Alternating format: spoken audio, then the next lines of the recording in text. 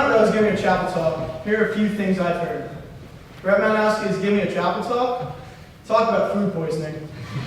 What the hell is that kid going to talk about? I don't want to listen to him talk for 15 minutes. No, I didn't win an academic award that is recognized throughout the country, or climb the biggest mountain in the world. But I did experience things back home that a lot of students here will never encounter depending where they attend college. Tonight, I'm going to be talking about an opportunity that I got, and my friends and kids back home would kill for.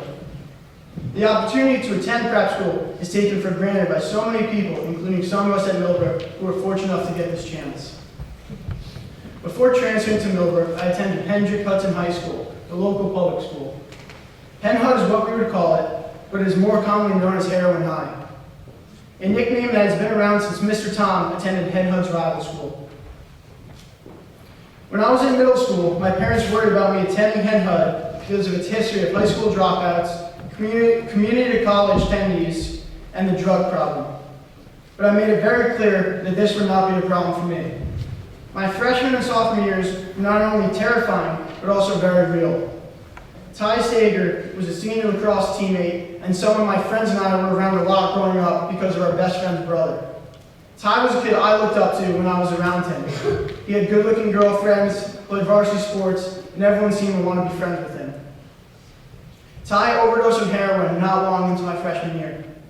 I started honoring Ty by wearing number 9 last year during the hockey season and this year during the soccer season. Unfortunately, this was not the worst experience I encountered during my days at Hen Hud, but definitely was one that impacted me to this day. As a freshman, I was on the varsity hockey team and started to become teammates and best friends with a lot of upperclassmen. At the time, I was on top of the world, bragging to all my freshman friends about who I was hanging out with and what parties kids wanted me to go to. But becoming friends with some of these guys and looking up to them is something I will regret for a very long time. To this day, I care about these guys so much, and there's nothing I can do to help. My 2 line mates, who were juniors and seniors, would get undressed very quickly and would go to the back of the rink before going on the bus every practice. I thought they might have been smoking weed or cigs, so I left them alone. I was a freshman, and in Hen Hud, there's a hierarchy, and you figure that out pretty quick. But midway through the season, I ventured out to actually find out what they were doing out there. They were already finished, but on the ground, I saw a band and 2 needles. Making my way on the bus, I saw both of them sitting in their seats with their eyes rolled back to their head. They looked dead to me, but our captain promised me they were okay and would not say a word. This is where my regret kicks in. I could have saved their lives. Both of them are still alive, and I continue to talk to them every now and again, but neither of them attended college. They both still live with their parents and still do heroin. Not every kid at Hen Hud does heroin, and Hen Hud, for the most part, is safe of heavy drugs. But the amount of students, or former students, who have overdosed on heroin is astonishing. Fast forward to my junior year at Hen Hud.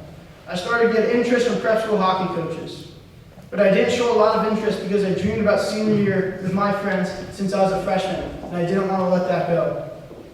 But regardless, I visited and applied to 4 prep schools, while always believing that I was just doing it to keep my parents happy.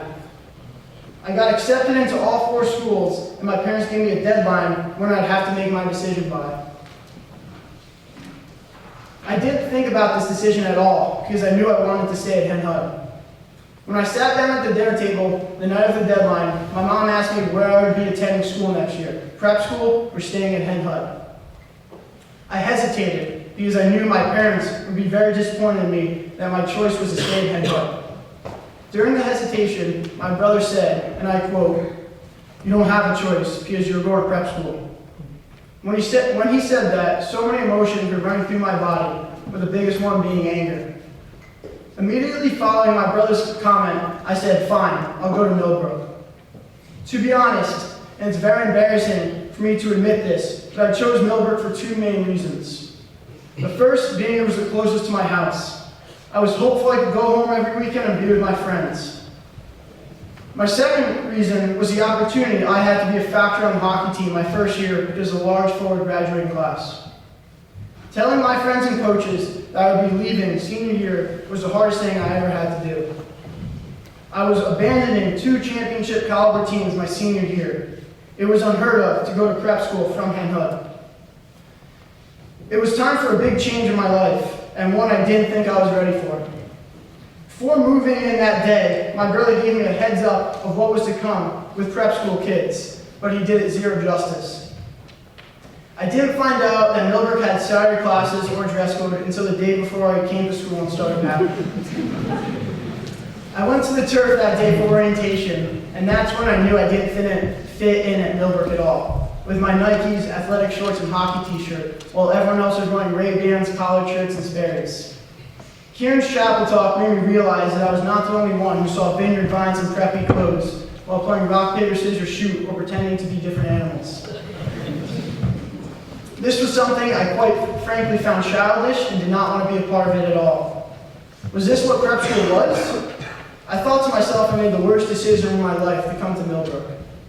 I immediately felt like an outlier. Nothing I ever felt before because I had the same 7 best friends since elementary school. Following the first day, I texted my mom telling her to come pick me up. After that, I couldn't imagine myself putting up with 2 years of this school. It took me a couple days to find my spot at school and who my friends would be. My brother told me to be patient because all of us would find each other eventually. This was with my 23 brothers. Guys who I'd be going to war with day in and day out, not only during the winter season, but during the school year. Many of us were dealing with the same problems when we were first arriving to campus here. But instead of buying into the childish activities around the school and the dorm, I would talk about how stupid it was and would be texting my friends back home about how much school sucked and I was jealous they were all hanging out together without me. I would have constant fights with my advisor because all my friends were through hockey and sports. I didn't want to interact with preppy kids because I thought I wouldn't be able to connect with them on any level. We had nothing in common.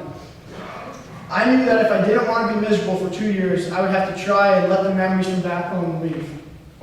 It wasn't healthy for me trying to still think I should be at Hen Hud, that I would have made the wrong decision transferring.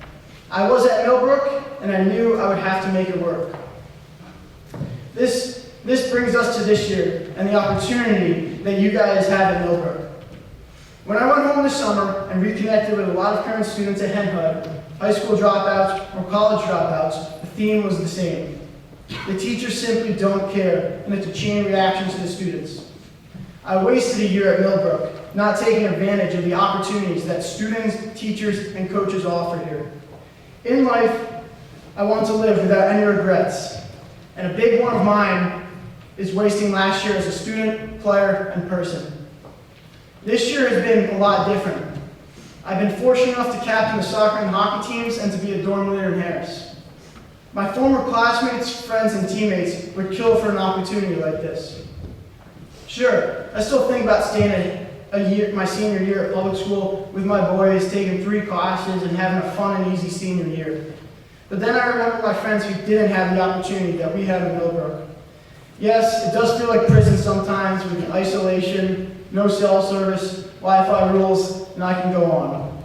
Yes, these are things that piss all of us off, but it's a part of the process.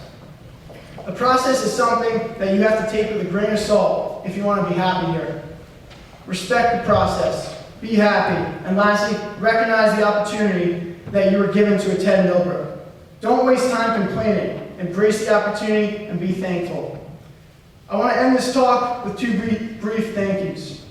Coach, you were the one who gave me this opportunity, and words cannot describe how thankful I am that you had faith in me as a player, student, and person. You treat all 24 of us like we are your children, and for that I will be forever grateful. My other thank you is to my 23 brothers. This might be cliche, but I'm fine with that, because I don't need to single one person out. We go to war together every single day, and all of you would run through a wall for me. You guys would be my brothers for life. And I thank every single one of you for making these 1.5 years memorable for me. To everyone, thank you and embrace your opportunity.